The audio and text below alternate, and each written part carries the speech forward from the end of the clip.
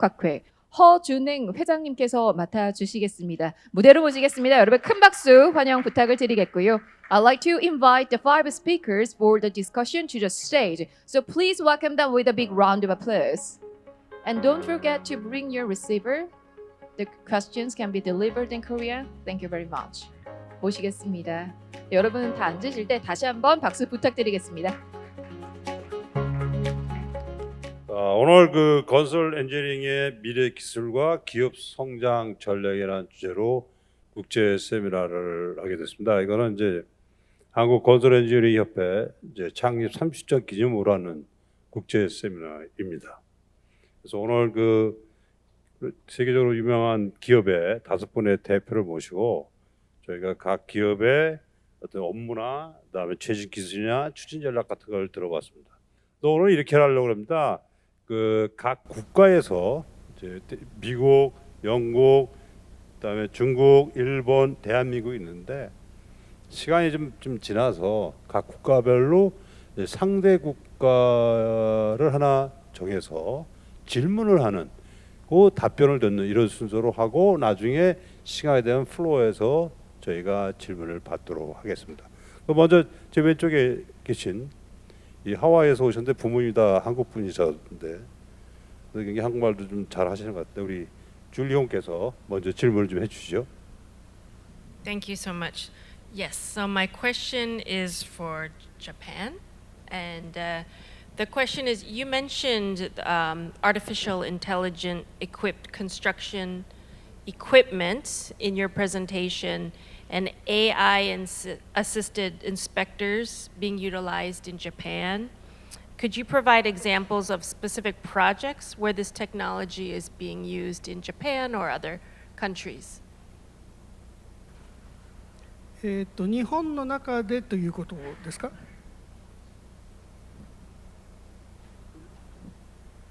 Yes, if there were some projects in Japan with using the AI technology. まず紹介プレゼンテーションの中でも紹介しましたが、建設現場において AI を活用して、無人化施工等を行っています。それと特に AI が非常に活用されているのは検査の部分ですね。プレゼンテーションの中で行ったひび割れの検査とかですね、ああいうのは AI を使って、素人でも技術がなくても写真を撮るだけで、ひび割れを検出できるというような技術になっています。それから例えば、トンネルの壁面の検査をするときに、従来ハンマーで壁面を叩いてでその音で判断して中にひび割れがないかどうかを判断しているというのがこれまでの手法でしたけど、そのためにはその音を判断する熟練の技術者が必要でしたが、その音を AI で判断して、誰でもハンマーで叩いただけでそれが問題がないかどうかを AI が判断するといったようなことも今行われています。実際にいろんな部分でも AI は実用化されているんだというふうに思います。 이제 AI가 전 건설 분야에서 사용되고 있습니다. 우리나라 건설 분야에서도 굉장히 기술을 많이 개발해서 현재 굉장히 많이 활용되고 있다고 저도 알고 있습니다. 다음은 그 영국의 그 터널 앤 타운샌드의 디렉터로 계신 토마스 에인도우. 이분은 명함에 한글로 돼 있어요. 그래서 한글을 잘 아시냐고 그랬더니 잘 모르신다고 하더라고요. No, unfortunately not. I can speak a little bit of Japanese, but absolutely not too much Korean. My question is to Julie, really. You know, what we all are experiencing as business, the impacts that cyber is having and cybersecurity is having in the moment, and it's growing. What's Jacob's policy around cybersecurity? Well, thank you for asking that, Thomas. And yeah, I will say that cybersecurity is a massive problem for both our U.S. Department of Defense clients as well our private clients. And you know, a lot of people don't realize that it's not just the IT side of the cybersecurity, but also the operational technology side, and I think that's related to the construction industry. So, recently we've had some discussions at industry forums in Japan, and the design and especially the construction companies are really struggling with cybersecurity and figuring out how to mitigate the vulnerabilities in the system. So something simple like HVAC, with the air conditioning systems, those systems, you can hack into them, and the adversaries are getting much more sophisticated. So the regulations that we have at US military bases on cybersecurity is getting very complex. It's getting very arduous inside the contract cybersecurity. These construction workers, they don't have IT or OT background, so they're really struggling with the cybersecurity piece of it. So there are some companies like Jacobs, or there's other companies in the industry. I think Jacobs is the best one, but we do provide the OT, operational technology, cyber, to be in compliance with the regulations, the complex regulations by the US Navy, the Air Force, the Army, they have on cybersecurity, and also in the private sector. So in terms of our strategy, we're really honing in on the problems the construction industry and design industry are facing, and we're trying to help them solve those problems on the construction projects, just because the level, the complexity is so difficult for the construction industry. Thank you. 그 사이버 보안은 아마 현재 우리 한국에서는 기업에 이렇게 크게 신경을 안 쓰고 있는 것 같은데, 그 지금 토마스 에인더가 우리 줄리 홍한테 질문했는데, 줄리 홍은 그 제이콥스에 대한 좀 자랑을 한 것 같습니다. 굉장히 잘하고 있다고. 그래서 제가 볼 때는 굉장히 앞으로 굉장히 중요한 부분이 사이버 보안이 아닌가 이렇게 생각을 합니다. 감사합니다. 다음은 그 중국 대표로 오셨는데요. JSTI 그룹의 부회장으로 있는 마이어 허께서 질문을 해주시겠습니다. 好，我想向韩方的代表道华集团的郑会长请教一个问题。昨天呢，非常有幸，中国的代表团呢，我们参观了穿汉江的隧道的施工现场。应该说，这边的施工管理，包括在环境保护这些方面呢，都给我们留下了深刻的印象。所以呢，我想请教郑会长，在韩国在节能减排、在减少碳排放方面，有哪一些方向性的一些措施？谢谢。 네, 좋은 질문입니다. 참 그 디자이너가 항상 고민해야 되고 기후 변화에 대비해서 어떻게 할 것인지 사실 답은 잘 없는 것 같습니다. 저는 물 관리를 많이 하다 보니까 이제 그 부분에서 예를 한번 들어보면은 뭐 댐을 건설해서 홍수 때 그 홍수 부분을 완화해 주는 미티게이트 메소드, 이런 방법이 있을 수가 있는데, 그거는 사실 어떻게 보면 꼭 근본적인 방법은 아닌 것 같더라고요. 저 세계적으로도 뭐 여러 논문들을 보고 하면은 그 방법보다는 그 미티게이트 메소드보다는 어댑티브, 적응형 물 관리를 해야 된다, 뭐 이런 이야기가 많이 있더라고요. 그래서 앞으로 설계하는데 끊임없이 노력해야 될 것이, 어떻게 하면은 저탄소 그런 또 환경 변화를 일으키지 않는 그런 설계를 할 것인가 고민을 많이 하고, 우리나라 그 건기원이나 학계에서도 연구는 많이 하고 있습니다. 그러나 구체적으로 제가 들은 바는 많이 없고요. 저희들이 할 수 있다면은 뭐 탄소 발생기나 이런 거에서 한번 검토해 보는 수준이 있고, 또 옵티마이제이션 최적화를 해서 좀 그런 발생량을 줄이고 이런 일을 하고 있습니다. 그렇지만은 앞으로 해야 될 것은 도하만의 문제가 아니고 4차 산업혁명 기술을 이용해서 엔지니어링 전 분야가 합심을 해야 되고, 더군다나 가장 중요한 것은 저는 사회적인 컨센서스가 반드시 필요하다. 적응형 어댑티브 메소드라는 것은 결국은 물이 부족하면 물을 적게 쓰는 방법으로 나아가야 되거든요. 그게 사회가 동의를 해야 됩니다. 예를 들면 유한자원입니다. 우리가 원하는 대로 다 받을 수도 없습니다. 그럴 때는 적응형 물관리를 가야 되기 때문에 사회적으로도 이 부분에 관심을 가지고 합심해서 만들어 나가야지 엔지니어링 회사가 단독으로 할 수 있는 아니다. 그렇게 좀 말씀을 드리겠습니다. 뭐 구체적으로 하나하나 뭐 기술은 제가 다 모르고요. 그런 트렌드다 이렇게 말씀드리겠습니다. 그 제가 원래 이 문제는 우리 발표자 모두에게 공통으로 질문을 드릴까 했었는데요. 그 굉장히 어려운 문제입니다. 그래서 우리나라에는 대통령 그 밑에 녹색성장 탄소중립위원회라는 게 있습니다. 그 김상엽이라는 분이 위원장을 하시는데 그 우리나라는 2018년 기준으로 2030년에 40%의 탄소를 줄이고 그다음에 2050년이 되면 탄소 중립을 하겠다고 지난 그 정권에서 얘기를 했거든요. 제가 볼 때는 거의 불가능합니다. 그래서 우리가 굉장히 엄청난 노력을 하긴 할 겁니다. 국가에서. 그래서 이제 문제는 뭐냐면 정권이 바뀌었어도 그 전 정권에서 얘기한 걸 지키는 것이 국제사회의 신뢰라고 보기 때문에 이 정권에서도 그걸 이제 추진을 합니다.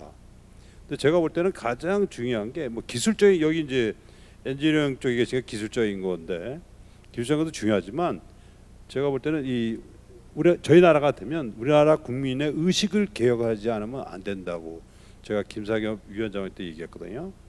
그래서 지금 원래 이 탄소 중립으로 가는 기업으로 운영하시는 분들은 보통 연세가 좀 나이가 좀 있으신 분이고, 근데 이분들은 이 기후 변화 탄소 중립에 나 내가 죽기 전에 큰 일이 없을 거다 이렇게 생각하실 거고, 그거에 대해서 인식하고 있는 사람은 젊은 세대거든요.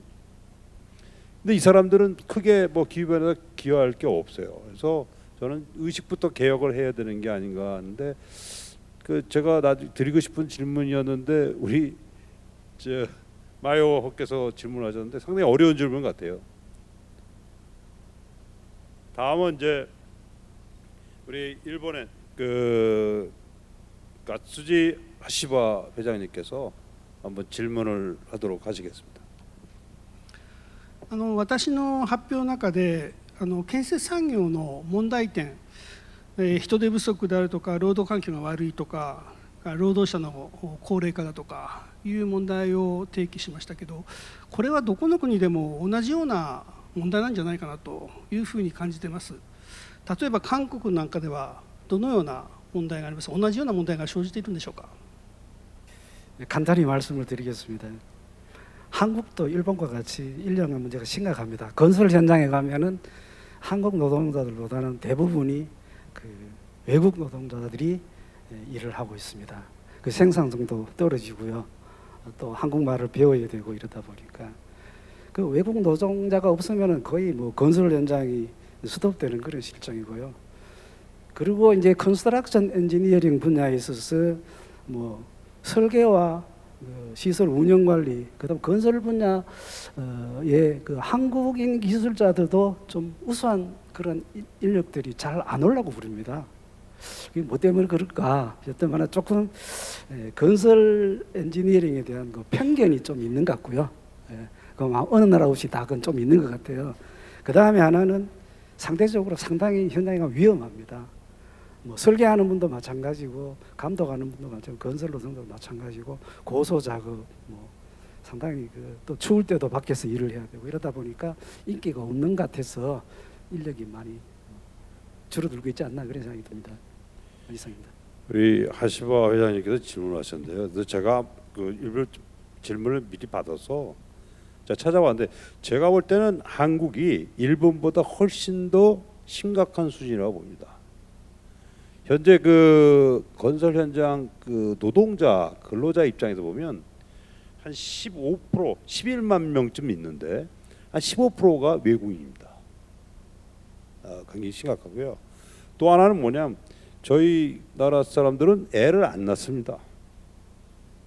그래서 그 인구 출산율이 2011년도에 그러니까 앞으로 지금부터 한 11년 전에는 1.24명이었어요. 그리고 작년에는 0.78이었습니다. 그러다가 금년 6월에 보면 0.7입니다. 그래서 세계 어느 나라보다 애를 안 낳는 나라가 대한민국이라 저희 건설 산업은 이 고령화뿐만이 아니라 고령화도 보시면 저희가 현재 이제 60대, 50대, 40대 가면 60대 이 고용자가 40대보다 많습니다. 지금 굉장히 심각한 거거든요. 그래서 아마 저희가 일본보다 더 열악한 조건이 아닌가 이런 생각을 합니다. 그래서 이걸 어떻게 타개해 나갈 것이냐를 가지고 저희 나라 건설업, 제가 속한 대한토목학회 이런 데서 계속 이제 이 일을 논의를 하고, 또한 이제 저희가 국회 건설 인프라 포럼이라는 게 있습니다. 국회의원하고 같이 하는. 그래서 거기서도 이걸 어떻게 할까 좀 노력 중에 있는 그런 상황입니다. 하여튼 저희가 일본보다 더 심각한 상황이 아닌가 이렇게 생각을 합니다. 다음으로 이제 마지막으로 우리 도화의 정부회장님께서 질문해 주시죠. 저는 중국의 마여허 부회장님께 간단한 질문을 드리겠습니다. 발표를 길게 했으니까. 그 발표해 주신 자료에 보면은 그 마지막에 에셋 매니지먼트라는 그 소개가 있더라고요. 근데 자료에는 뭐 별다른 소개가 안 돼 있어서 JSTI 그룹과 중국의 좀 자산 관리 이 시스템을 뭐 많이 도입하는 걸로도 알고 있는데 그 동향을 좀 알고 싶습니다. 好的，谢谢郑会长的提问。在中国呢，这些年非常注重，从行业来说非常注重整个数字化产业的发展。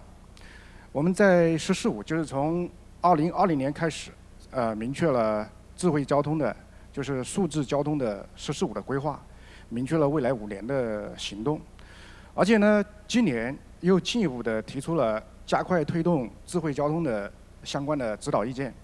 应该说，意见非常明确的，从行业的政策层面，在推动这些数字化转型的，在智慧交通，包括智慧建造、智慧运营、智慧管养，包括在这些标准制定，包括这个数字底座的建设方面，有一系列的鼓励的、支持的一些政策。那么从我们相关的一些行业的企业而言，大家也在不断的在积累这方面相关的一些应用。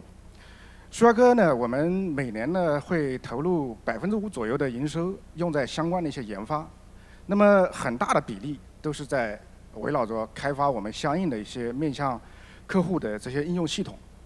在中国呢，我们的资产管理系统涉及到我们的这种路产管理系统、桥产管理系统，应该说这些本身呢发展了很多年。那么结合着这些年的实践呢，也在不断的优化和改进。围绕着我们这些路产的状况，它的这些路用性能，我们桥梁状态的这些评估，一方面呢我们在做智能的一些监测，同时呢提供相应的一些解决方案，帮助我们的客户更加准确的识别这些道路、这些桥梁它的状态，为他们提供更加精准的未来养护决策的这样一个支持。那么这些呢，应该说在中国，我们在很多这个绝大部分的省份都有相应的应用和这个行业相关的一些案例。好，谢谢，非常感谢您的提问。 예, 답변 감사합니다. 그 비용량 5% 정도를 자산 관리에 쓴다는데 앞으로 아마 자산 관리가 우리 그 공사나 기업 관련된 굉장히 중요한 부분이 될 것 같습니다. 그래서 지금 이제 제가 앞에 시계로 한 3분 남았는데 우리 플로어에서 혹시 질문 있으면 질문을 받도록 하겠습니다. 아 예, 마이크 좀 갖다 주시기 바랍니다. 네, 저는 토팩 엔지니어링의 황춘규 부사장입니다. 제가 질문할 사항은 도화의 정부회장님한테 질문을 드리겠습니다. 너무 그 자료를 자세하게 설명해 주시고 저희가 많이 고민하던 부분들, 그런 부분들이 아주 상세히 설명이 되어 있어서 대단히 감사하게 생각합니다. 제가 질문하고 싶은 요지는 지금 우리가 그 디지털 트랜스포메이션이 아마 건설 산업업계의 키워드가 되어 있습니다. 뭐 누구나 뭐 건설 산업에서 디지털 트랜스포메이션 얘기를 하는데 결국은 이게 이제 하나의 디지털 플랫폼으로 그 이제 디벨로퍼가 돼가지고 그 속에 이제 빅데이터가 들어가게 되고 이제 그런 부분을 활용해서 그 기업의 경쟁력을 올리는 거지 않습니까?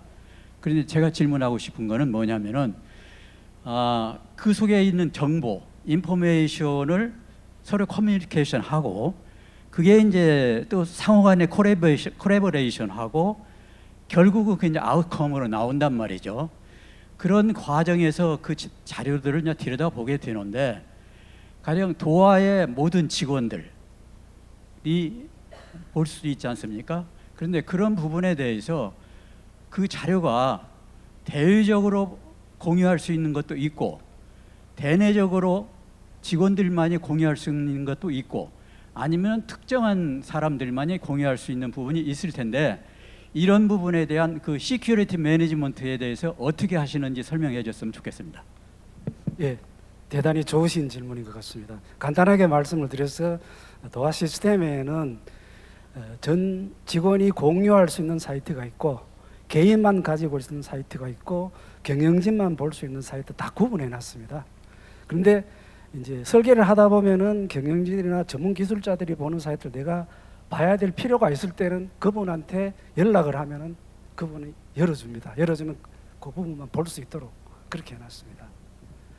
그리고 이제 요즘 뭐 해킹이 워낙 심해가지고 제이콥스 아까 말씀을 하셨는데 그런 부분들도 이제 그 보안 그 전문가들을 컨설팅을 받아가면서 방화벽도 만들고 뭐 이런 거 하는데 기본적으로 저희들은 MS Edge 클라우드에 올라있기 때문에 MS Edge에서 보안 문제는 외부하고 보안 문제는 많이 해결을 해주고 있습니다.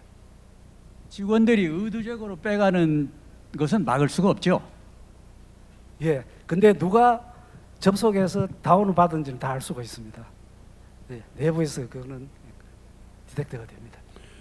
죄송하게 됐습니다. 그 시간이 좀 맞지 못해서 좌장은 이제 시간 내에 끝내는 게 원래 임무 중에 하나라 아마 질문들이 상당히 많으실 것 같은데 이거는 이제 뭐 오늘은 여기까지 마치고요. 그래서 오늘 이제 5분의 최고 엔지니어 분야의 이제 전문가들을 모시고 좋은 발표 듣고 좋은 토론도 들은 것 같습니다. 그래서 여기서 오늘 말씀을 드려보면 이 엔지니어링 분야의 그 미래 기술과 이제 앞으로 발전을 위해서는 제가 보기에 2가지 키워드가 있는 것 같습니다. 하나는 IT고 하나는 DX, 디지털 트랜스포메이션이 앞으로 저희 분야의 발전에 가장 중요한 역할을 할 것 같다 이렇게 생각이 되고요. 5분의 발표자께 다시 한번 감사드리고요. 그다음에 청중이 여러분께도 감사를 드립니다. 그리고 마지막으로 오늘 이제 한국건설엔지니어협회 30주년 된 것을 축하드리고 오늘 국제 세미나를 마치도록 하겠습니다. 감사합니다. 네, 대단히 감사합니다. 이렇게 이 시간 굉장히 풍성하게 채워주신 우리 5분의 연사분 그리고 이 시간 굉장히 위트 있게 또 끌어주신 우리 좌장님께 여러분 다시 한번 큰 박수 주시기 바랍니다. 네, 그리고 지금까지 저희와 함께 계셔주신 참석자 여러분께 감사하다는 말씀을 드리겠고요.